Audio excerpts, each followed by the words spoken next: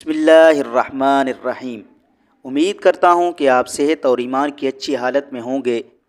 ناظرین گرامی، کہتے ہیں کہ ملک الموت نے بارگاہ رب العزت میں عرض کیا، مولا کریم، میں نے کروڑوں لوگوں کی جانیں قبض کی، مگر دو جانیں ایسی ہیں کہ جنہیں قبض کرتے وقت مجھے بہت صدمہ ہوا۔ میں نے تیرے حکم کی تکمیل تو ضرور کی، مگر نہایت ہی دکھ کے ساتھ، اور وہ دو ایک ماں اور بیٹا تھے۔ ناظرین گرامی، واقعہ کچھ اس طرح ہے کہ ایک جہاز غرق ہوا اور ایک عورت اپنے شیرخوار بچے کے ساتھ ایک تختے کا سہارا لینے میں کامیاب ہو گئی۔ تختہ دریا میں بہہ رہا تھا اور ماں اور بیٹا اس پر سوار تھے۔ اے مولا کریم، اچانک تیرا حکم ہوا اور میں نے ماں کی جان اس تختہ پر نکال لی۔ میرے لیے پریشان کن بات یہ تھی کہ ماں تو مر چکی ہے، اب بچے کا کیا ہوگا؟ بچہ ایک ٹوٹے ہوئے تختے پر سوار ہے اور تختہ ہر آن پانی کی لہروں کے تھپیڑے کھا رہا ہے، جو کسی وقت بھی کسی تیز لہر کی زد میں آ کر الٹ سکتا ہے۔ بچے کے لیے نہ خوراک کا انتظام ہے، نہ کسی نگران کا بندوبست۔ ناظرین گرامی، دریا کے کنارے کچھ دھوبی کپڑے دھو رہے تھے۔ اچانک کسی کی اس بچے پر نظر پڑی تو وہ تختے کو کھینچ کر باہر لائے۔ وہ بڑے حیران ہوئے کہ ماں مر چکی ہے، بچہ بے یار و مددگار تختہ پر زندہ سلامت موجود ہے۔ وہ لوگ اس بچے کو اپنے سردار کے پاس لے گئے۔ سردار بے اولاد تھا۔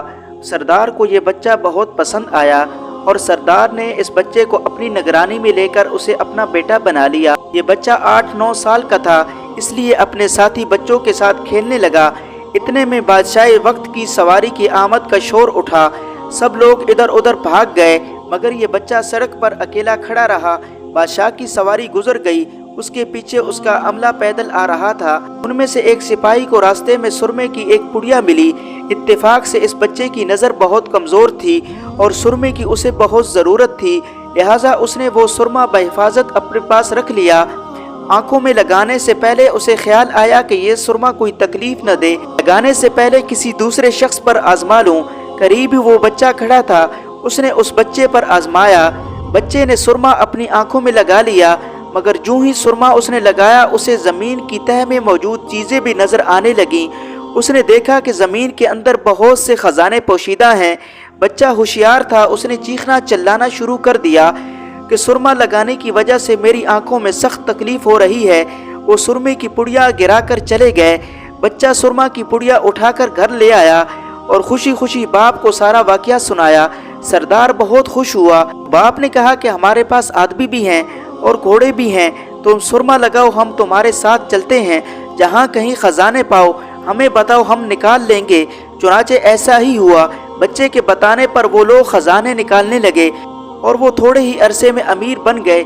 بچہ جب جوان ہوا تو اس نے پرزے نکالنے شروع کیے۔ ان کے پاس دولت کی فراوانی ہو گئی، زمین کے تمام خزانے ان کے نظروں میں تھے۔ انہوں نے آہستہ آہستہ بہت سے آدمی اپنے ساتھ ملا لیے۔ اس کے بعد تمام سرداروں کو ادھر ادھر کر دیا اور خود سردار بن گیا۔ آخر نوبت یہاں تک پہنچی کہ اس نے بادشاہ وقت کے ساتھ بھی ٹکر لے لی اور اسے مغلوب کر کے خود بادشاہ بن گیا۔ ناظرین گرامی، اس بچے کا نام شداد تھا اور یہ وہی بچہ تھا جس کی ماں تختے پر مر گئی تھی اور یہ اکیلا دریا کی لہروں کے ساتھ بہہ رہا تھا۔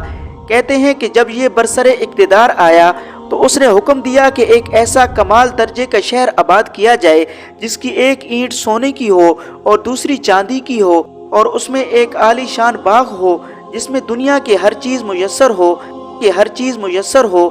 جب وہ شہر ہر لحاظ سے مکمل ہو گیا تو شداد نے ارادہ کیا کہ جا کر اس شہر کا نظارہ کرے۔ چنانچہ وہ شہر کو دیکھنے نکلا۔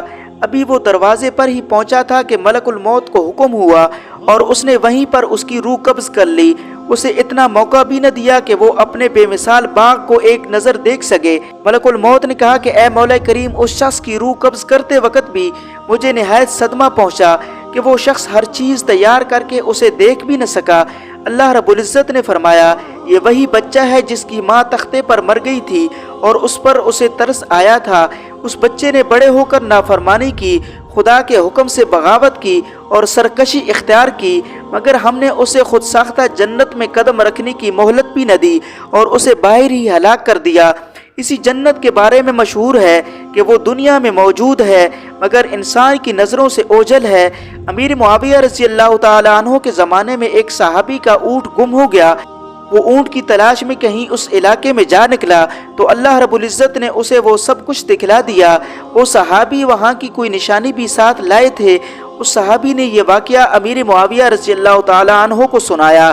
انہوں نے کافی تلاش کرایا مگر کسی کو وہ جنت نہیں ملی اور اسے اللہ رب العزت نے پوشیدہ کر دیا۔